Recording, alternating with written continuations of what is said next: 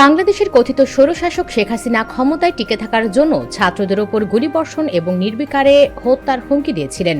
তবে পুলিশ বাহিনীর কাছে গোলাবারুদ শেষ হয়ে গিয়েছিল, তাই এই গণহত্যা করে টিকে থাকা সম্ভব হয়নি শেখ হাসিনার। অবশেষে ছোট বোন রেহানাকে নিয়ে ভারতে পালিয়ে যেতে বাধ্য হয়েছিলেন এই কথিত স্বৈরশাসক শেখ হাসিনা। তার ক্ষমতার এই লিপসার কারণে আজ বাংলাদেশে হাজার হাজার মায়ের বুক খালি হয়েছে। শেখ হাসিনার পরিবারের সকলকে হারিয়েছে ৭৫-এর ১৫ই আগস্টে।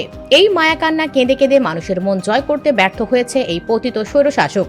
তার ওই মায়াকান্নার নাটকে মন গলেনি বাংলাদেশের জনগণের। তাই এই খুনি হাসিনাকে হটাতে বাংলাদেশের আপামর জনগণ সর্বশেষ মাঠে নেমে আসে।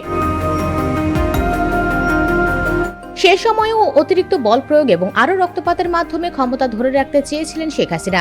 রাষ্ট্রীয় বিভিন্ন বাহিনীর শীর্ষ কর্মকর্তারা প্রাণপণ বোঝাচ্ছিলেন পরিস্থিতি নিয়ন্ত্রণের বাইরে, কিন্তু মানতে নারাজ ছিলেন শেখ হাসিনা। বল প্রয়োগ করে আন্দোলনকারীদের রাস্তা থেকে সরিয়ে দেওয়ার কথা বলেছিলেন তিনি। পদত্যাগ করতেও রাজি হননি। পরে পরিবারের সদস্যদের কথা মেনে পদত্যাগে রাজি হন তিনি।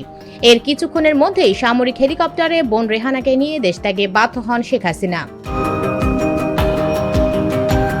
জুলাই অভ্যুত্থানে আন্দোলনকারীদের ওপর প্রাণঘাতী অস্ত্র ব্যবহার ও নির্বিচারে গুলি চালাতে নিরাপত্তা বাহিনীকে নির্দেশ দিয়েছিলেন তৎকালীন প্রধানমন্ত্রী শেখ হাসিনা। এমনটাই উঠে এসেছে তার একটি ফাঁস হওয়া ফোনালাপে।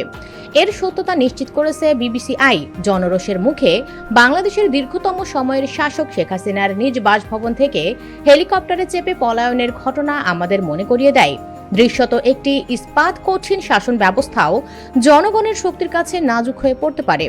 আর হাসিনা তো ১৫ বছর ধরে ক্রমাগত চরম স্বেচ্ছাচারী হয়ে দেশ শাসন করছিলেন।